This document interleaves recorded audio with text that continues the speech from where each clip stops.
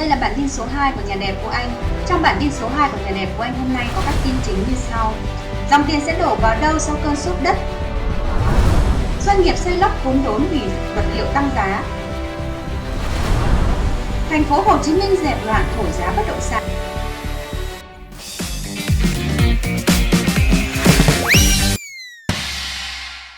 Thị trường bất động sản sôi sục với thông tin mua nhà không cần tiền mặt, nhà đổi nhà, thực tế mua nhà có dễ như quảng cáo. Báo Cà Phê F số ra ngày 28 tháng 5, 2021 đưa tin. Trước tình trạng giao dịch ảm đạm của các phân khúc căn hộ cao cấp, nhiều dự án chủ đầu tư liên tục đưa ra các chương trình kích cầu khủng để đẩy thanh khoản tăng cao. Trong đó, hàng loạt chương trình bán hàng sốc như mua nhà không cần tiền mặt, nhà đổi nhà, mua nhà tặng đất, mua nhà lãi suất 0% khiến thị trường bất động sản sôi động. Quy trình mua nhà không cần tiền mặt. Bước 1. Booking đặt cọc 50 triệu. Bước 2. Làm hồ sơ mua nhà không đồng với ngân hàng Techcombank. Bước 3. Chuyển cọc ngày mở bán tháng 6 năm 2021. Bước 4. Ngân hàng giải ngân 30%, bao gồm hoàn 50 triệu tiền cọc, hỗ trợ lãi suất đến khi nhận nhà. Bước 5. Ký hợp đồng mua bán vào tháng 7 năm 2021. Bước 6. Giải ngân 70%, hỗ trợ lãi suất đến khi nhận nhà. Bước 7. Nhận nhà tháng 6 năm 2023, thanh toán 30% cho ngân hàng. Thực tế, các chính sách tốt hiện nay chủ yếu rơi ở phân khúc căn hộ cao cấp. Dù có hỗ trợ 100% đi nữa, khách hàng không cần vốn ban đầu. Cũng cần hiểu rằng đây vẫn là phân khúc căn hộ giá cao. Không phải cứ cho vay 100% là khách hàng phân khúc trung bình có thể sở hữu nhà được. Nếu mua, cần có dòng vốn thu nhập hàng tháng đủ cao để trả được lãi vay ngân hàng cộng với phần gốc sau thời gian ưu đãi. Tính đơn giản với một căn chung cư 3 tỷ đồng được ngân hàng cho vay 100% giá trị trong thời gian vay 25 năm thì mỗi tháng người mua sẽ phải trả 10 triệu đồng tiền gốc cộng với khoảng 20 triệu đồng tiền lãi, nếu tính lãi suất ở mức thấp khoảng 7,5% một năm. Như vậy hàng tháng tiền nợ ngân hàng tối thiểu phải trả lên đến gần 30 triệu đồng. Đối với những căn hộ cao cấp lên đến 4 hoặc 6 tỷ thì khoản tiền phải trả hàng tháng còn có thể lên đến 60 triệu đồng một tháng.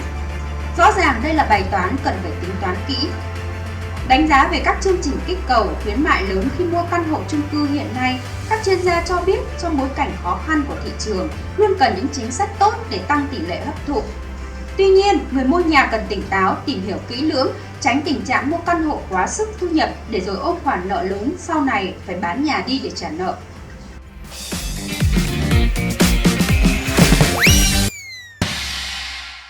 Có nên chờ giá bất động sản giảm để bắt đáy? Cơn sốt đất đi qua, nhiều nhà đầu tư kỳ vọng thị trường sẽ có đợt giảm giá, là thời điểm tốt để mua vào, chờ đợi chu kỳ nóng sốt tiếp theo.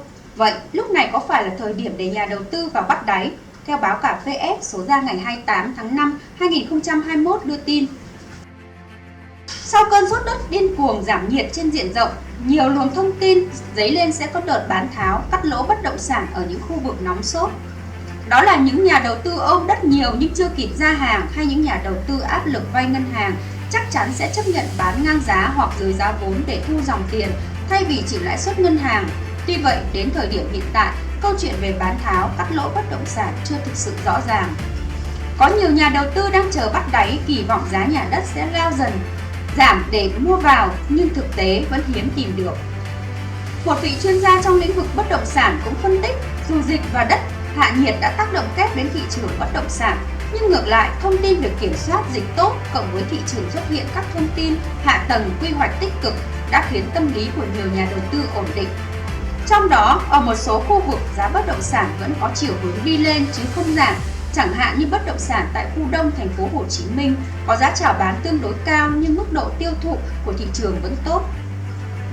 Chưa kể thực tế người Việt Nam rất thích sở hữu tài sản là bất động sản. Trong lúc dịch bệnh, họ vẫn tranh thủ đi mua bất động sản làm tài sản để dành phòng ngừa, chưa kể có phong trào bỏ phố về vườn.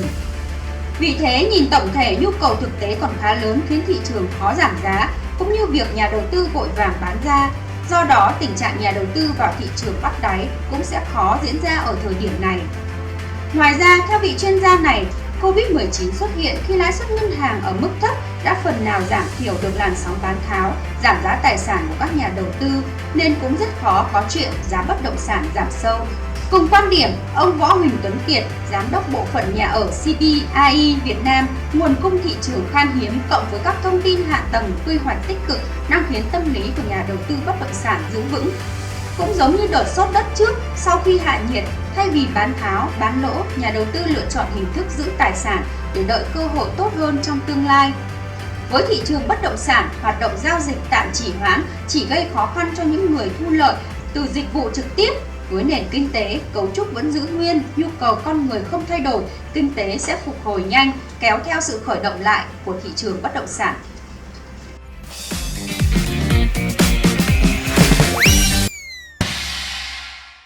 Dòng tiền sẽ đổ về đâu sau cơn sốt đất? Hậu sốt đất và Covid là thời điểm để nhà đầu tư đánh giá lại toàn diện thị trường và sắp xếp các danh mục đầu tư phù hợp. Bên cạnh đó, đa phần các nhà đầu tư sẽ thêm một lần thận trọng và bình tĩnh hơn trước những thông tin quy hoạch là bài học cần thiết để thị trường bất động sản phát triển theo hướng minh bạch, bền vững hơn. Cùng quan điểm, ông David Jackson, Tổng Giám đốc Colliers Việt Nam cho hay, thời gian qua sốt đất điên đảo, nhà đầu tư cũng dần trưởng thành hơn, từng bước có thêm nhiều kiến thức chuyên sâu và không dễ bị tác động bởi các thông tin không chính thống. Cùng với đó, các quy định pháp lý dần được hoàn thiện giúp cơ quan chức năng điều tiết và quản lý thị trường cũng hiệu quả hơn, ngoại trừ các địa phương có hiện tượng sốt đất. Còn lại ở các khu vực khác, các chỉ số cơ bản của thị trường bất động sản như nguồn cung, tín dụng hỗ trợ người mua nhà, lượng giao dịch mua bán thực tế vẫn khá lạc quan. Đồng thời với nhiều tháo gỡ khó khăn trong cơ chế, chính sách, trình tự, thủ tục về đầu tư, xây dựng, kinh doanh bất động sản thì có thể tin rằng thị trường bất động sản vẫn đang và sẽ phát triển ổn định, chuyên gia Colliers Việt Nam nhấn mạnh. Tại buổi tọa đàm trực tiếp diễn ra mới đây, ông Nguyễn Văn Đính, Phó Tổng Thư ký Hiệp hội Bất động sản Việt Nam cho rằng nếu như so với những kênh khác như chứng khoán, vàng, bất động sản vẫn được đánh giá là kênh đầu tư an toàn, hiệu quả và dễ sinh lời. Tuy nhiên, việc lựa chọn đầu tư vào chung cư, nhà phố hay đất nền sẽ quyết định biên độ lợi nhuận khác nhau. Theo ông Đính, đối với căn hộ chung cư, phương thức thanh toán của loại hình này khá linh hoạt, nhà đầu tư có thể trả góp theo nhiều đợt. Hơn nữa, ngân hàng còn hỗ trợ cho vay với lãi suất thấp tối đa 70% giá trị của căn hộ.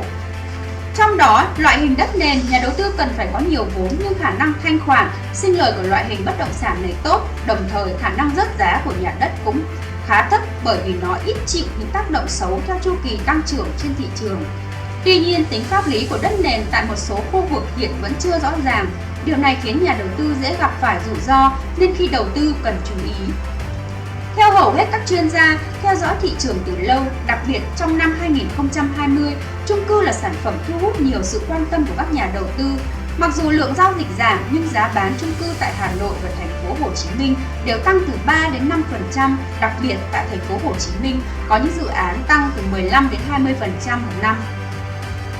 Với phân khúc chung cư giá từ 2 đến 3 tỷ đồng vẫn được khá nhiều nhà đầu tư lựa chọn trong bối cảnh dịch bệnh hay biến động của thị trường, một chuyên gia trong ngành khẳng định. Như vậy, sau cơn sốt đất, nhà đầu tư vẫn tìm đến bất động sản, đó là thực tế. Tuy vậy, dòng tiền của các nhà đầu tư chậm rãi hơn, chắc chắn hơn. Bên cạnh chung cư thì đất nền, nhà phố, biệt thự nằm trong các khu đô thị quy hoạch vẫn nhận được sự chú ý, quan tâm của các nhà đầu tư. Bà Trang Bùi, giám đốc cấp cao của thị trường GLL Việt Nam cho rằng một phân khúc bất động sản được dự báo sẽ tiếp tục là xu hướng và ưa chuộng có thể kể đến đất nền. Dù không còn đa dạng sự lựa chọn như trước đây, nhưng loại hình này vẫn được nhà đầu tư săn lùng để sở hữu. Những bất động sản đất nền tại khu vực ven thành phố Hồ Chí Minh, Hà Nội hoặc các tỉnh lân cận hai thành phố lớn này vẫn được mua bán. Trong khi các dự án nhà phố, biệt thự tại khu vực ven Sài Gòn ghi nhận sức mua vẫn khá ổn. Dù dịch bệnh, dòng tiền của nhà đầu tư có chậm lại, nhưng những căn nhà phố có mức giá từ 3 đến 5 tỷ đồng trên một căn tại khu vực Đồng Nai, Bình Dương, Long An vẫn thu hút dòng tiền của các nhà đầu tư cá nhân. Theo báo Cà Phê F số ra ngày 28 tháng 5 2021 đưa tin.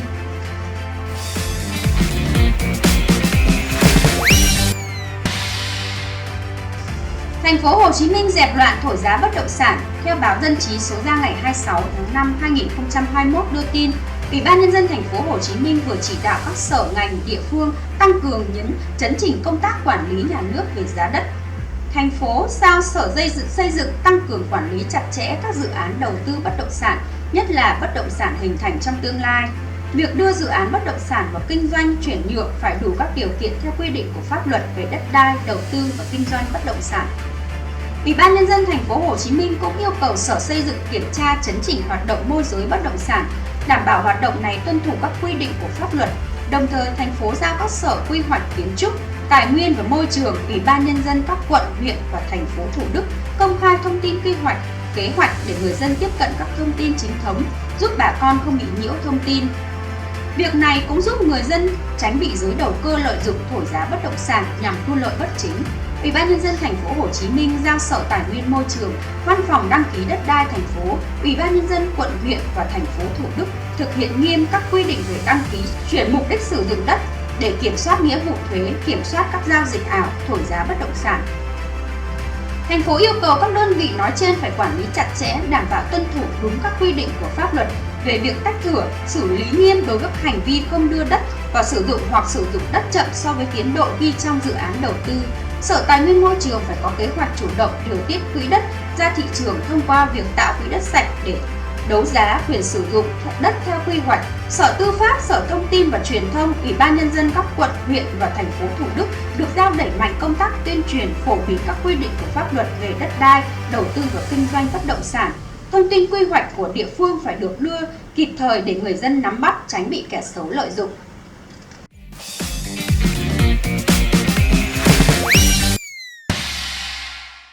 Doanh nghiệp xây lắp khốn đốn vì vật liệu tăng giá. Theo báo Đầu tư số ra ngày 28 tháng 5 2021 đưa tin, tình trạng càng làm càng lỗ trong các loại hàng hóa vật liệu xây dựng. Sắt thép là mặt hàng có giá tăng nhanh và cao nhất hiện nay. Trước Tết, giá sắt thép ở mức 12.000 đồng một kg, đến nay đã lên đến gần 20.000 đồng một kg.